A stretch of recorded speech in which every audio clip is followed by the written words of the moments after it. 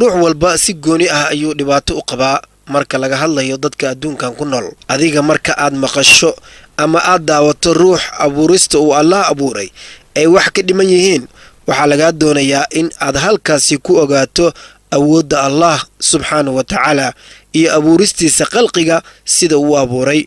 nicmada uu Allah ku siiyey abuurista dhammaystiran uu Allah ku abuuray, taasi oo mahad iyo shukri kaaga baahan.